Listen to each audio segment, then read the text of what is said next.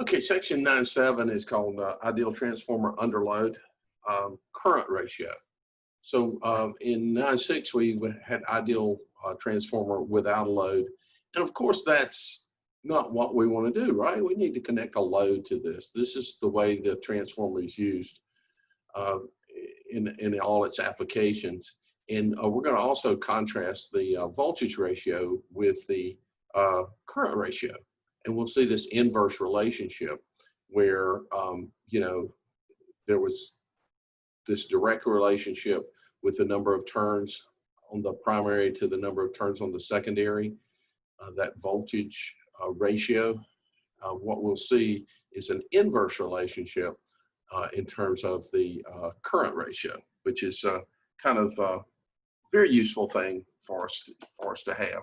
So let's go here and let's connect a load to this transformer. And I will tell you this. This is one of these sections, you need to dig in. Don't get in a hurry with it. Take your time.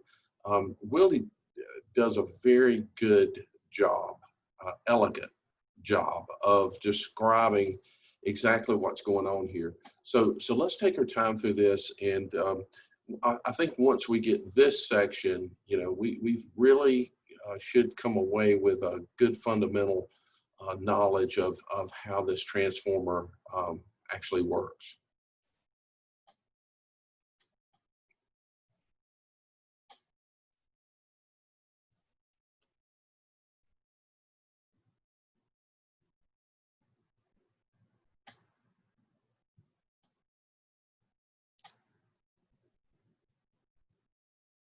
Damn, I wish it wasn't so laggy. Laggy, laggy, laggy.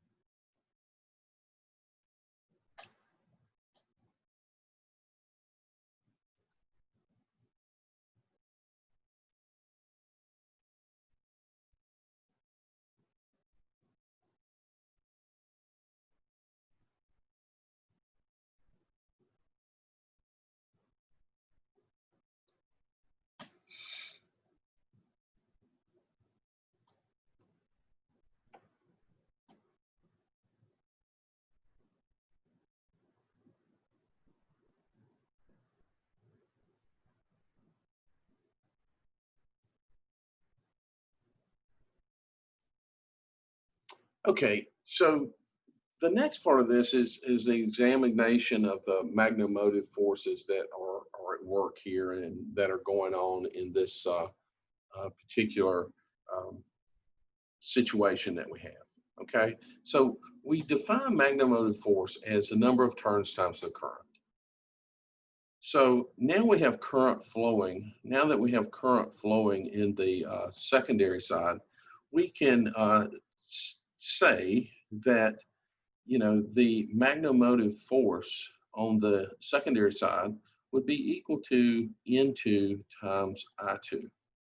Now, we have already said that this mutual flux remains constant. Well, if this is going on, think about current starts to flow through here. Well, current starts to flow. Well, this is going to create its own flux, right? There's going to be flux here. And in some way, it's going to affect this mutual flux, right? It's just not going to, not do something to it. It's either going to increase it or decrease it. Something's going to occur there. So there's only one way that this um, mutual flux can remain constant, and that is that this would have to occur. All right, think about that for a second.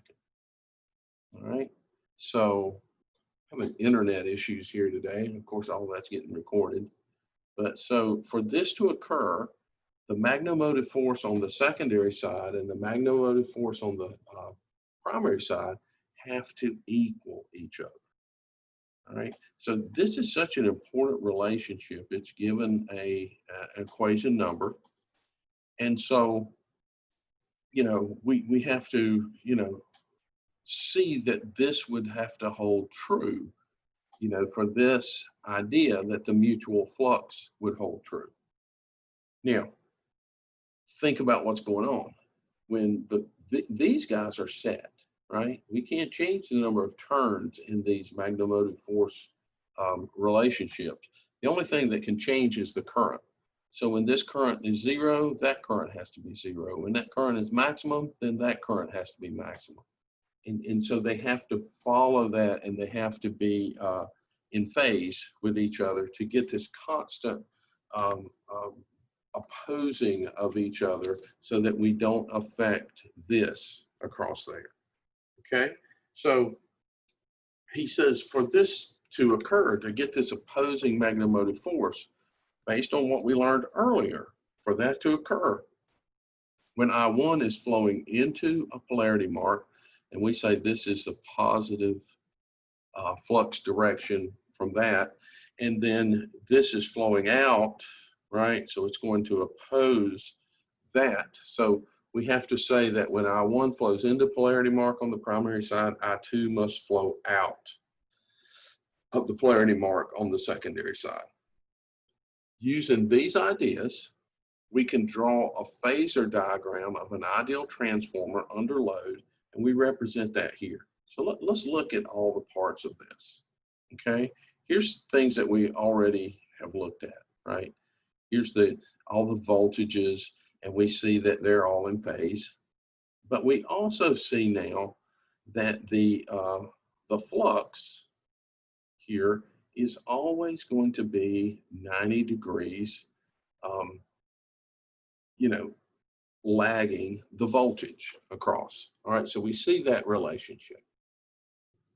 Now, in so often in electrical machines, we have to, we're usually looking at a load that is resistive inductive. So the current, in a resistive inductive load is going to lag the voltage. And for this particular case, this E2 voltage here is leading I2 by, whatever angle that is. And that would be characteristic of the actual load that's connected to it now, whatever that, that angle calculation would be. The mutual flux, again, is lagging 90 degrees behind the source voltage now. And he goes on to say that the primary and secondary currents are in phase, as we talked about earlier. And so we develop equation 9.7, which is the current ratio equation, which looks like this. Be careful with this. Make sure that you see this inverse relationship now, where as with voltage, it was I1, E1, it was N1, E1 into E2. Now it's an inverse relationship. So, the more turns, the less current, the less turns, the more current. And so we get a new definition of 1 over A, and this is 9.7, and this defines the current ratio. And he says, comparing these two, and I'll just write this underneath it right quick. Okay, this is A, and this was 9.5, right? And he says, comparing 9.5 and 9.7, we see that the transfer current ratio is the inverse of the voltage.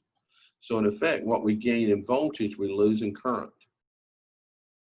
What we, and vice versa, what we gain in current, we lose in voltage. There's an inverse relationship between the current and the voltage. Now, this would have to be because there's a requirement that says that the apparent power here, you know, which is E1 times I1 to the primary, it has to equal the apparent power on the secondary.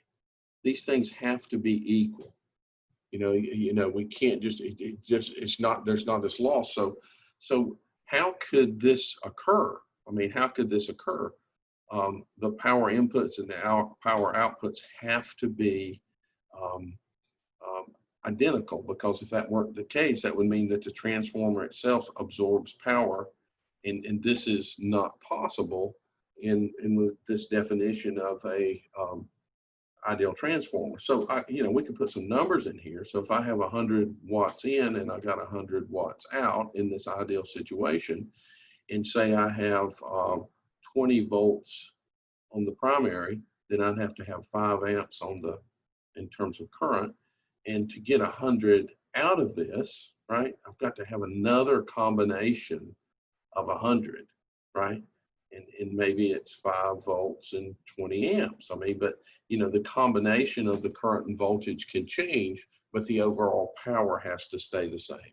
Okay, so let's end this one, and then I'll work in example 9.4 in another video.